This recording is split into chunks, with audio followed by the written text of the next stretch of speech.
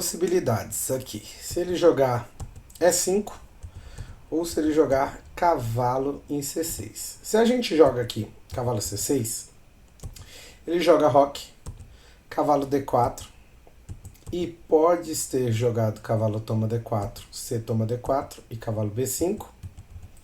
Ou pode ser jogado cavalo G5, o que a gente responde com E5, F5, H6, cavalo H3, G toma F5, E toma F5, B5, bispo E3, B toma C4, bispo toma C4, cheque, rei H8, bispo toma D4, C toma D4, cavalo D5, bispo A6, cavalo toma F6, bispo toma C4, cavalo H5, bispo toma F1, né? Tomando a torre, dama G4, dama D7, torre toma F1, D3, dama F3, D2, G4, torre de A, C8, dama D3, dama 4, cavalo F2 e dama D4 é vitória das pretas.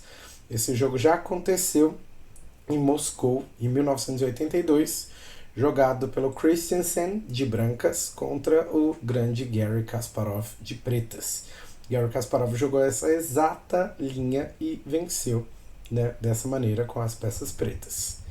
Agora, se ele joga E5, vamos continuar depois da partida do Kasparov inteira.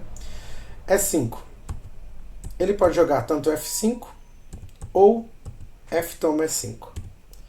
Se ele joga F5, G toma F5, E toma F5, D5 e C toma D5 ou cavalo toma D5.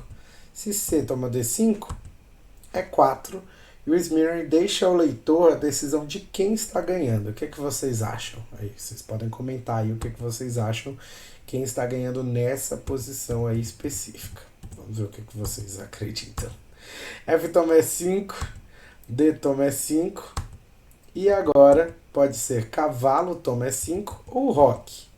Se cavalo toma E5, cavalo G4, cavalo F3, torre toma F3, um sacrifício de The Rock. G toma F3 ou dama toma F3. Se dama toma F3, cavalo E5. Se peão toma F3, dama H4 cheque, rei D2, cavalo F2, lindo, aqui dando um garfinho, dama E1 para evitar esse garfo, né? Se a gente toma direto a gente perde a dama. Cavalo C6, as pretas punem a ambição das outras peças de sair, né, com um peão a mais, com um ataque devastador aí, né? As brancas queriam sair com um peão a mais e acabam tomando um ataque muito bonito, né, depois de tentarem capturar o peão de E5. Se roque, cavalo C6, bispo G5, H6, bispo H4, dama D6. E agora, se bispo C2, cavalo D4, cavalo toma D4, C toma D4, cavalo D5, cavalo toma D5 e peão toma D5, é um empate, né? Bastante igualitária essa posição. Se cavalo D5, G5, que foi o que aconteceu. Se bispo G3, cavalo H5 também é uma posição bastante igual. Mas se bispo E1, bispo G4, bispo C3, cavalo D4, bispo toma D4, cavalo toma D5. E agora, se bispo toma E5, bispo toma E5, E toma D5 e bispo H2 cheque. Se E toma D5, E toma D4. E agora tem a opção de bispo E4 ou de H3. Se H3, bispo pode jogar em H5, recuando, né? No final das contas, as pretas não ficam ruins com H5, mas também pode jogar bispo toma H3.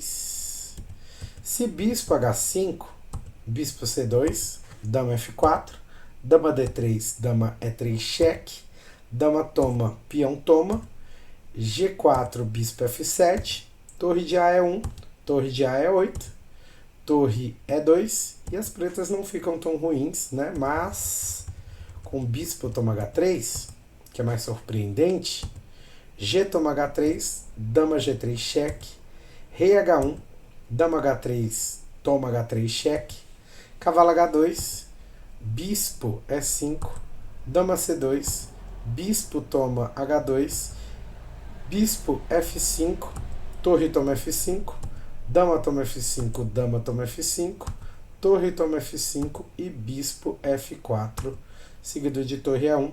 As pretas ficam um pouco melhores, mas é provável nessa posição o empate também. Se bispo E4 aqui, nessa posição, a gente tem peão B5, e se peão toma B5 de C, a gente joga C4, B3, C toma B3, A toma B3 e torre de A em B8, acaba restando somente uma pequena pressão das pretas. Se dama D3, peão toma C4, dama toma C4, bispo em C8, ameaçando a jogada bispo em A6, né, fazendo essa cravada de dama, porque a torre está atrás, e também ameaçando o peão em G4, atacando o cavalo.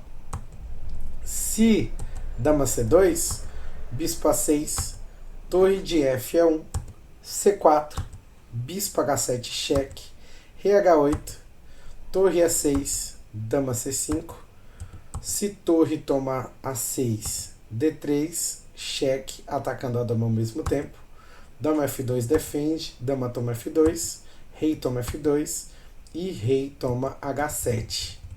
Se bispo D3, dama B5, torre toma 6, peão toma D3, dama C6, dama toma B2, dama C1, dama C3, torre em C6, D2, torre toma C3, peão toma C1 cheque, fazendo uma dama, torre de C toma C1, D3, torre de AB1, G4 e vantagem praticamente decisiva aí para as peças pretas, né? Bem melhor para as peças pretas jogarem nessa posição. E se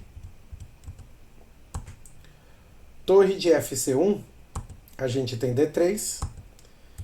Se dama toma C5, dama toma C5 cheque, torre toma C5, G4, cavalo D2, bispo D4 cheque, atacando rei e torre ao mesmo tempo, né? Vantagem decisiva.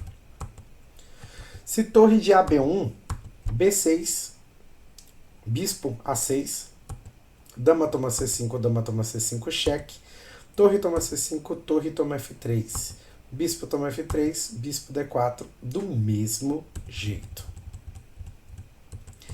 Se bispo toma D3, bispo toma B2, torre de AB1, bispo toma C1, torre toma C1, bispo F5, cavalo, bispo F5, cavalo D2, agora pode ter bispo toma D3, dama toma D3, torre de A é 8, né? Vence mais rápido.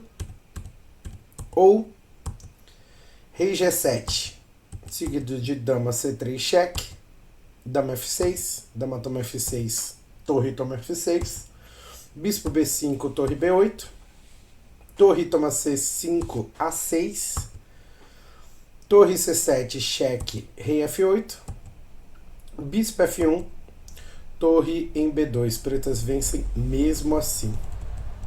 As pretas vencem mais uma vez. Se cavalo é 4, dama é 5, foi essa a sequência.